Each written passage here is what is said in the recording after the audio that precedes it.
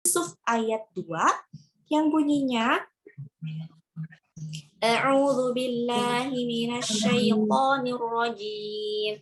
Bismillahirrahmanirrahim.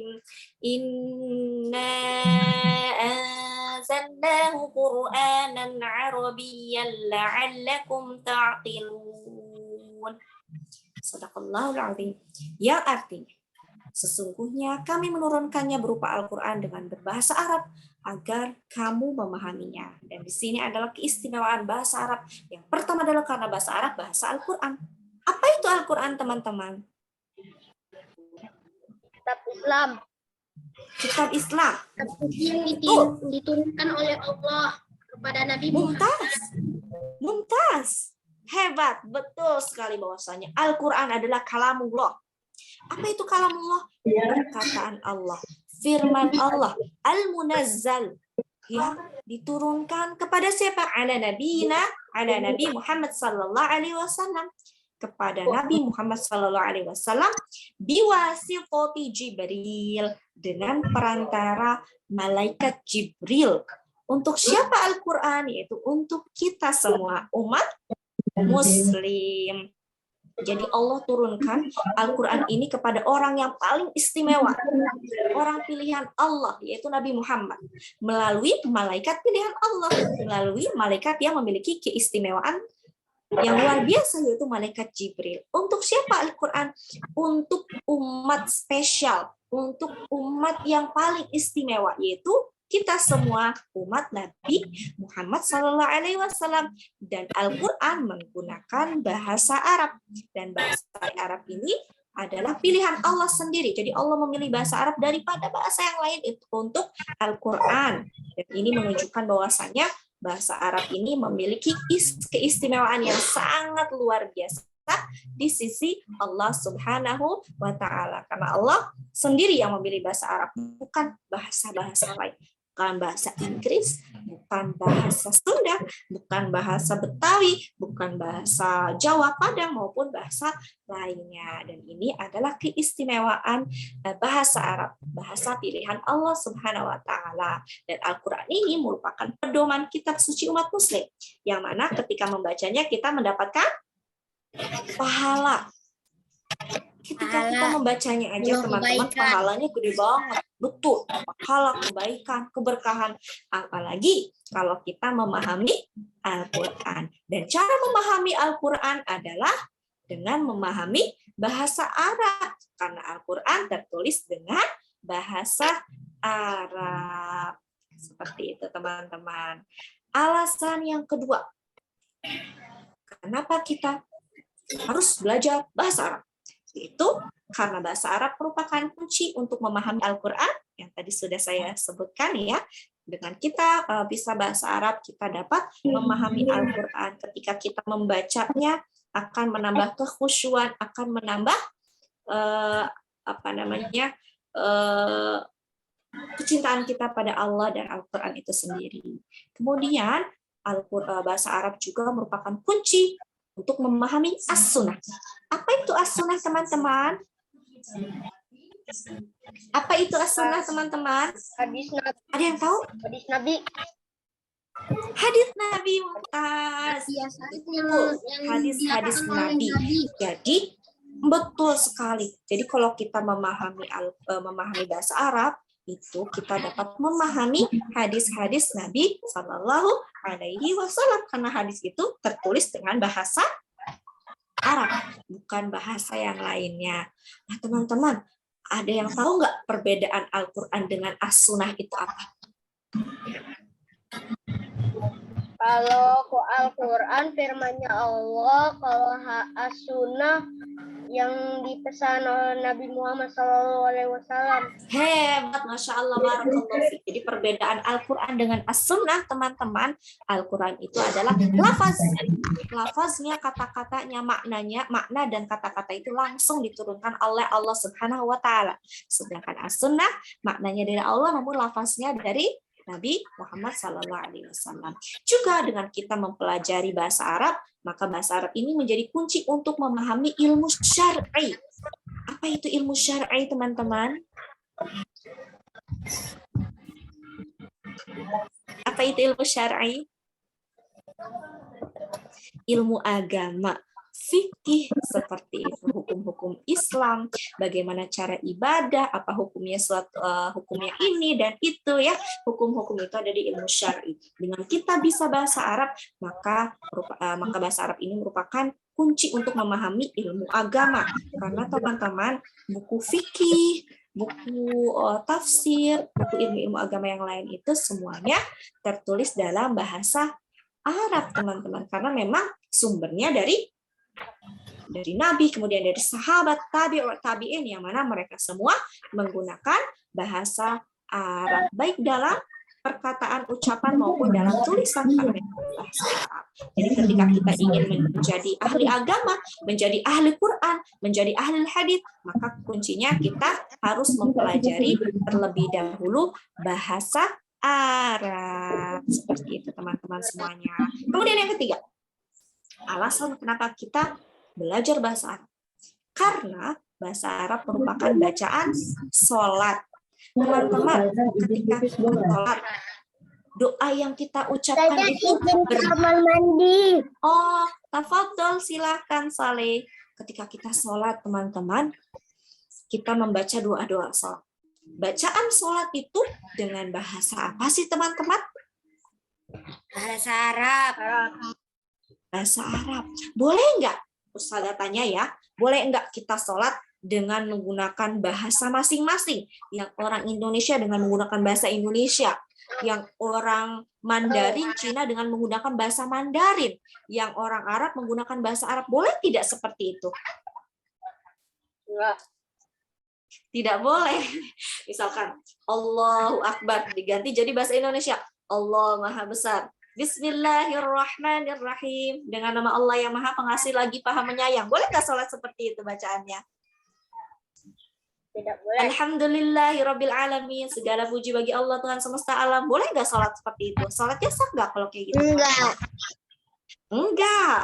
Sholatnya tidak sah. Karena memang sholat harus sesuai dengan tuntunan yang diajarkan oleh Nabi Muhammad SAW, dan tuntunan tersebut merupakan doa-doa dengan menggunakan bahasa Arab. Ya, jadi ketika kita sholat, kemudian kita membaca doa-doa sholat yang mana doa tersebut bahasa Arab. Ketika kita sholat dan memahami apa yang kita baca, maka akan menambah kekhusyuan dalam sholat kita, teman-teman. Jadi sholatnya makin khusyuk, pahalanya makin banyak. Karena pertama sholatnya sudah benar, rukunnya sudah terpenuhi semua, syarat wajib sholat sudah terpenuhi semua, kemudian ditambah dengan kekhusyuan, maka pahala yang akan kita dapatkan dalam sholat tersebut akan banyak, dan sholat kita akan diterima oleh Allah Subhanahu wa Ta'ala. Kalau antuna, kalau teman-teman ketika sholat, teman-teman kira-kira sholat gini, saya mau tanya, ketika teman-teman sholat, apakah teman-teman semua mengerti apa arti yang antuna bacakan? Atau teman-teman bacakan?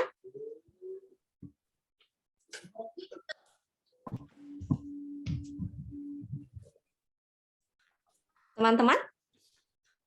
Gimana? Ketika teman-teman sholat, teman-teman paham nggak apa yang teman-teman yang ucapkan? Apa nggak artinya doa-doa tersebut? Sedikit mungkin. Sedikit. Ada yang sudah paham semua maknanya makna doa-doa sholat? Sudah. Sudah semua? Sudah. Artinya bisa dipahami? Alhamdulillah ya. Iya betul. Dengan kita sholat kemudian kita memahami apa yang kita bacakan, apa kita lafazkan, itu akan menambah kekhusyuan kita dalam sholat. Dan juga teman-teman zikir. Zikir itu menggunakan bahasa apa sih teman-teman? Bahasa Arab. Boleh nggak kita berzikir dengan menggunakan bahasa Indonesia?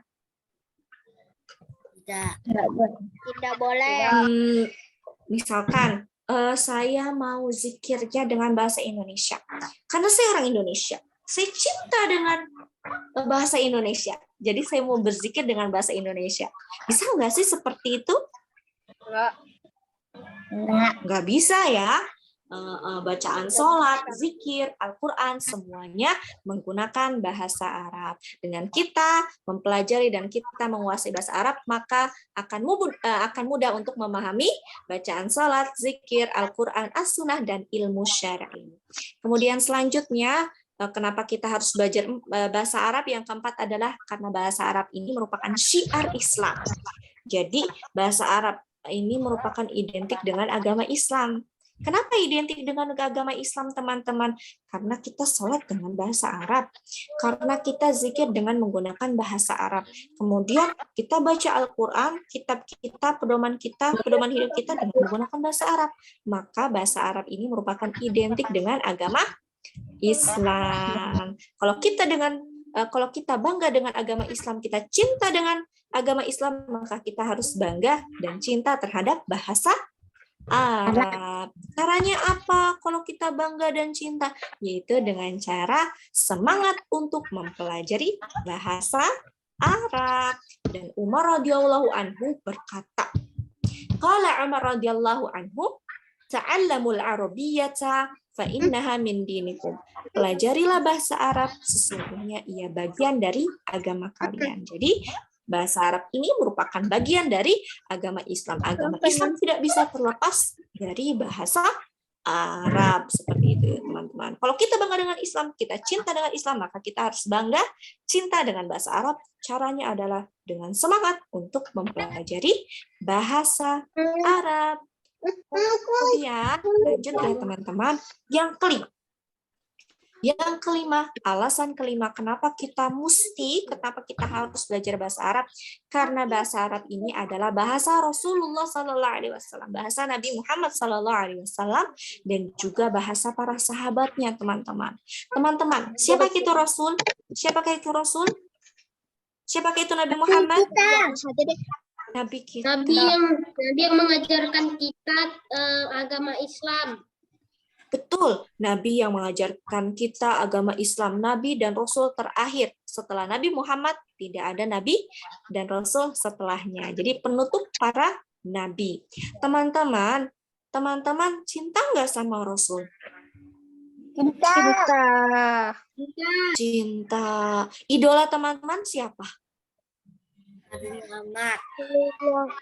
Nabi Muhammad. Iya betul, ada yang idola Nabi Muhammad, kemudian disusul dengan sahabatnya Umar, Ali, Utsman, kemudian siapa yang belum disebut? Ali, Utsman, Umar, Abu Bakar, seperti itu ya.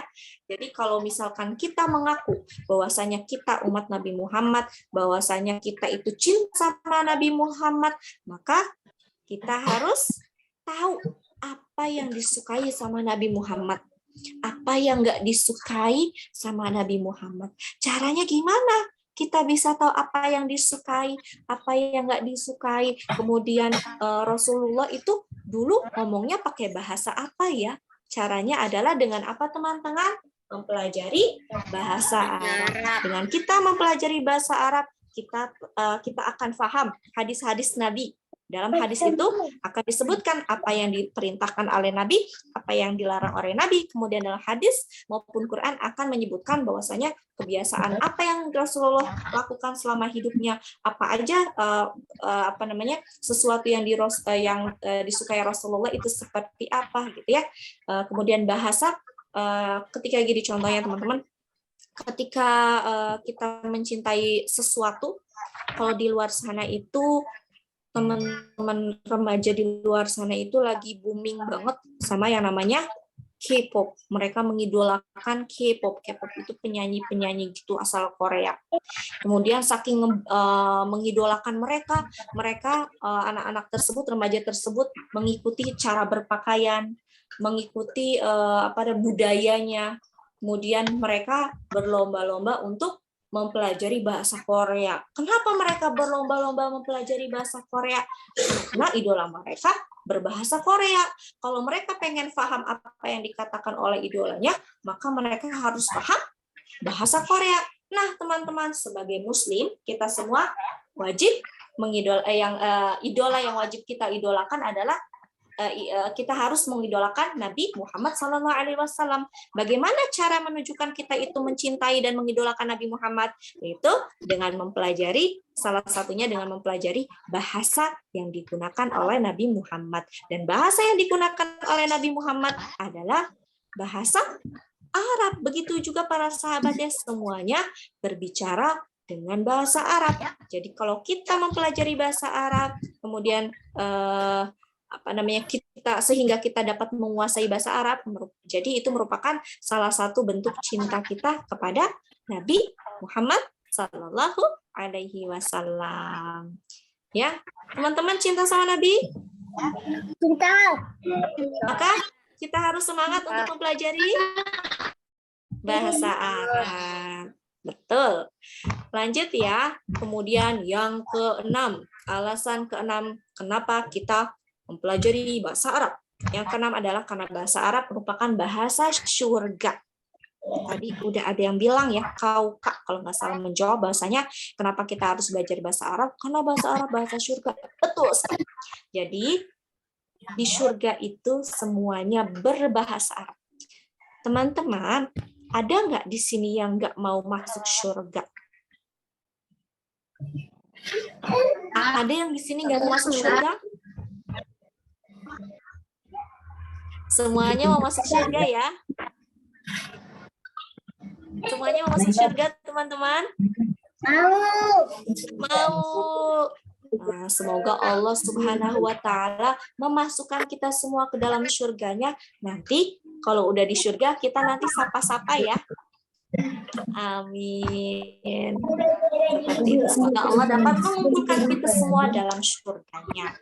Dan teman-teman, ketika kita ingin masuk surga, maka dari sekarang kita berusaha untuk mempelajari bahasa surganya, yaitu bahasa Arab.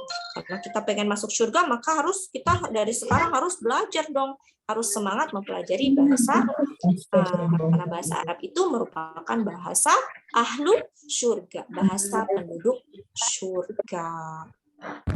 Kemudian selanjutnya, alasan kenapa kita belajar bahasa Arab yang ketujuh. Bahasa Arab merupakan bahasa tertua yang tidak ada perubahan susunan bahasa. Jadi teman-teman, yang perlu teman-teman ketahui bahwasanya bahasa Arab ini merupakan bahasa yang paling tertua, bahasa yang dulu banget. Namun bahasa tersebut tidak ada perubahan dalam bahasanya. Dan juga bahasa Arab ini masih digunakan hingga saat ini. Nah, ini yang menjadikan bahasa Arab ini merupakan bahasa yang istimewa, teman-teman. Ada nggak bahasa jadul zaman dahulu, namun masih digunakan sampai saat ini? Ada nggak teman-teman selain bahasa Arab? Adakah bahasa yang udah lama banget yang paling tua dan masih digunakan hingga saat ini selain bahasa Arab? Ada nggak? Inggris. Bahasa apa? Inggris kalau nggak Cina. Inggris itu bukan bahasa tertua. Ada yang mengatakan, katanya bahasa tertua selain bahasa Arab, karena bahasa Arab ini merupakan salah satu bahasa tertua, ada lagi bahasa yang tertua. Kalau tidak salah bahasa Yunani kuno, katanya itu merupakan bahasa tertua juga. Namun, saat ini masih digunakankah bahasa Yunani?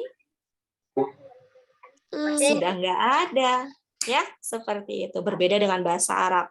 Jadi bahasa Arab itu bahasa yang tua banget. Dan bahasanya itu nggak ada yang berubah sampai saat ini. Fi'il mudhari, fi'il madhi, tetap tidak ada yang dirubah-rubah. Sedangkan bahasa-bahasa yang lain itu pasti ada perubahan ketika dari masa ke masa itu akan ada perubahan. Contohnya, Ustaz akan menyebutkan bahasa Indonesia. Bahasa Indonesia zaman dulu dengan bahasa Indonesia zaman sekarang itu ada sedikit perubahan. Kalau bahasa Arab nggak ada ya. Contohnya bahasa Indonesia yang mengalami perubahan dalam penulisan.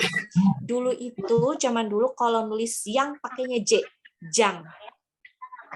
Kemudian kami putra-putri Indonesia. Dulu pas zaman Soekarno, putra itu tulisannya poetra. Putri tulisannya poetri. Kalau sekarang gimana? Bukan poetra, bukan poetri ya, sekarang putra, fitri. Dan itu menunjukkan bahwasanya bahasa itu akan mengalami perubahan dari masa ke masa, namun berbeda dengan bahasa Arab. Dari dulu sampai sekarang sama, susunan bahasanya sama, ya. Bahasa Fusha yang sekarang sama dengan yang ada di Al-Quran. Nah, ini merupakan kemukjizatan bahasa Arab dan ini merupakan istimewanya bahasa Arab dibanding bahasa-bahasa yang lain. Kemudian yang terakhir, di sini tertulis 5, harusnya 8 ya. Salah itu saya. Yang ke-8 merupakan bahasa Arab ini merupakan bahasa yang terindah. Dalam bahasa Arab ada satu huruf yang mana tidak dimiliki oleh huruf-huruf atau kata-kata di bahasa lainnya selain bahasa Arab. Jadi bahasa Arab ini ada satu huruf yang mana satu huruf ini tidak dimiliki oleh bahasa-bahasa yang lain. Jadi bahasa yang lain itu nggak ada huruf itu, dan huruf itu hanya ada di bahasa Arab. Huruf apakah itu, teman-teman? Hijayah. Huruf apakah? Goin. Ro ada, R-O. Ro. Yang tidak ada di bahasa lain adalah harfu Hamzah. huruf apa itu? Harfu bod. Harfu bod atau kayak gini. Tulisannya seperti ini. Harfu bod. Nah, dalam bahasa Arab ada satu huruf yang tidak dimiliki oleh bahasanya, yaitu huruf bod. Kenapa? Bod. Itu bo. Huruf bod atau do ya, itu tidak dimiliki di bahasa-bahasa yang lain. Dan bahasa Arab ini merupakan bahasa yang terindah, teman-teman. Mengapa? Karena, mumtaz ya Allah. Mumtaz, syukran. Karena di dalam bahasa Arab itu satu kata itu tidak hanya memiliki satu arti. Bisa dalam satu kata artinya 3 atau 4. Nah, itu keistimewaan bahasa Arab dan keindahan bahasa Arab. Seperti itu. Dan alasan kita selanjutnya ya, kenapa kita mempelajari bahasa Arab, yang tadi dikatakan oleh siapa ya? Saya lupa bahwasanya ketika kita menunaikan salah satu rukun, gimana Pak Islam kalau haji? Ayo, haji itu rukun iman apa rukun Islam, teman-teman? Rukun Islam. Iman. Itu Bu. Islam. Rukun Islam yang keberapa? 5. Yang kelima. 5. Dan ketika menunaikan rukun Islam yang kelima, di mana kita menunaikannya? Di Jakarta? Di Bandung? Di mana? Arab. Di Mekah. Di Mekah, ya. Ketika kita menunaikan salah satu rukun Islam, yaitu rukun Islam yang kelima, yaitu haji, maka kita dapat mudah ya ketika kita memahami bahasa Arab. Kita dapat pendudukan. Contohnya kalau misalkan kita mau nanya, aduh di mana ya tadi hotel kita lantai berapa, kita bisa menggunakan bahasa Arab. Bukan berarti kita pengen misalkan mau nanya ke orang tersebut di mana misalkan hotel ini, kita bilangnya ihdinas siratal mustaqim, pakai baca Quran, bukan ya? Bukan berarti seperti itu. Bisa bahasa Arab nggak bisa apa? Qul a'udzu birabbin nas, malikin nas. Iya sih, itu bahasa Arab adalah surat Al-Quran, bukan cara komunikasi ya. Dengan kita memahami bahasa Arab, maka itu akan memudahkan kita ketika kita menjalani ibadah baik haji maupun umroh di Mekah ya, di Saudi Arabia. Itu akan memudahkan kita untuk berkomunikasi dengan penduduk setempat. Jadi teman-teman semua, gimana? Semangat untuk mempelajari bahasa Arab? Semangat. Iya. Insya Allah semangat ya semuanya ya. Toy, kalau teman-teman semangat, maka Ustazah tunggu kehadiran teman-teman pada pertemuan berikutnya hari Senin insya Allah jam berapa? 16.30. 16.30. Nanti tunggu kehadiran teman-teman dan ditunggu semangat teman-teman semua untuk mempelajari bahasa Arab. Insya Allah bahasa Arab mudah ya. Insya Allah Allah mudahkan kita semua dalam mempelajari bahasa Arab. Sampai di sini mau ditanyakan atau ada yang mau disampaikan teman-teman semuanya? Tidak, Ustazah. Tidak ada. Kalau tidak ada, kita cukupkan pertemuan sampai hari ini. Insya Allah kita bertemu lagi fil liqa'il dalam pertemuan selanjutnya. Mari kita tutup dengan doa kafaratul majlis. Subhanakallahumma wa bihamdik asyhadu an la ilaha illa anta astaghfiruka wa atubu ilaik. astaghfiruka wa atubu ilaik. Assalamualaikum warahmatullahi wabarakatuh. Waalaikumsalam warahmatullahi wabarakatuh. Saya Ila izin. liqa. Ma'assalamah. Ma'assalamah. Ila liqa.